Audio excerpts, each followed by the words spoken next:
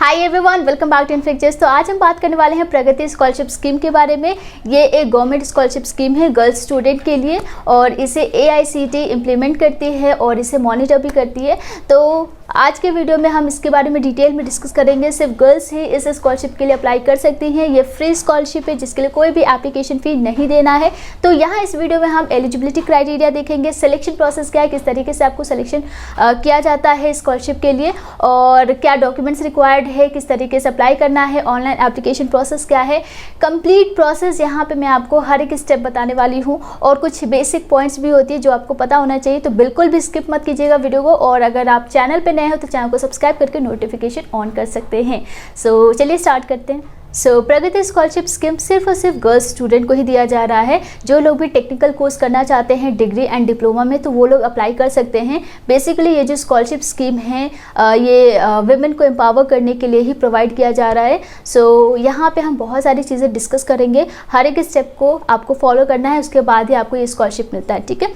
सबसे पहले मैं आपको एलिजिबिलिटी कंडीशन बता देती हूँ। जो भी गर्ल्स 12th पास कर चुकी हैं और अब टेक्निकल एजुकेशन कोर्स करना चाहते हैं डिग्री या डिप्लोमा में तो वो सभी अप्लाई कर सकते हैं, लेकिन आपका जो कॉलेज या इंस्टीट्यूट है वो AICTE से अप्रूव्ड होना चाहिए, तभी आप एलिजिबल होंगी। और यहाँ पे कोई भी परसेंटेज का क्राइटेरिया नहीं है। सिलेक्शन प्रोसेस क्या है वो मैं आपको बताऊँगी। अगर आप अभी तक एडमिशन नहीं लिए हैं किसी भी कॉलेज या इंस्टीट्यूट में तो आपके लिए जो लास्ट डेट है वो 30 नवंबर 2021 है। तब तक आप एडमिशन ले लेंगे। अभी आप अप्लाई मत कीजिएगा अगर आपने अभी एडमिशन नहीं लिया है। और आपका जो डॉक्यूमेंट वेरिफिकेशन होगा इंस्टीट्यूट से उसके लिए जो लास्ट डेट रहेगा वो 15 दिसंबर 2021 रहेगा।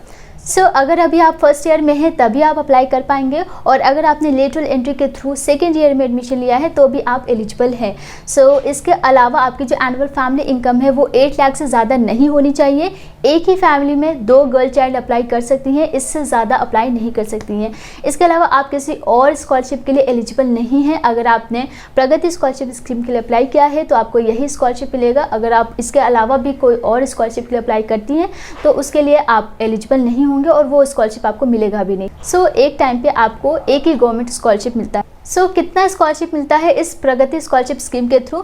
तो अगर आप फर्स्ट ईयर में एडमिशन ले रहे हैं देन आपको मैक्सिमम 4 इयर्स के लिए स्कॉलरशिप मिलता है डिग्री कोर्स के लिए। और अगर आप लेटरल एंट्री के थ्रू एडमिशन ले रहे हैं देन आपको मैक्सिमम 3 इयर्स के लिए ये स्कॉलरशिप मिलता है। और अगर हम डिप्लोमा की बात करें तो यहाँ पे मैक्सिमम 3 इयर्स के लिए स्कॉलरशिप मिलता है अगर आप फर्स्ट ईयर में एडमिशन ले रहे हैं। और अगर आप लेटरल एंट्री के थ्रू एडमिशन ले रहे हैं सेकेंड ईयर में देन आपको मैक्सिमम 2 इयर्स के लिए ये डिप्लोमा के लिए स्कॉलरशिप मिलता है। तो इस तरीके से आपको maximum 4 years and maximum 3 years degree and diploma के लिए ये स्कॉलरशिप प्रोवाइड की जाती है। चलिए नेक्स्ट हम बात करते हैं सिलेक्शन प्रोसेस क्या रहेगा यहाँ पे। इस स्कॉलरशिप के लिए आपका एक मेरिट लिस्ट तैयार किया जाता है जिसमें आपका जो क्वालिफाइंग एग्जामिनेशन है उसमें जो परसेंटेज है या परसेंटाइल है उसके अकॉर्डिंग ही आपका एक मेरिट लिस्ट जनरेट किया जाता है। एंड यहाँ पे आप जब भी एडमिशन लेते हैं किसी AICTE अप्रूव्ड इंस्टीट्यूट या कॉलेज में तो आपको कोई ना कोई एंट्रेंस एग्जामिनेशन होता है या फिर 12th के मार्क्स के बेसिस पे एडमिशन होता है।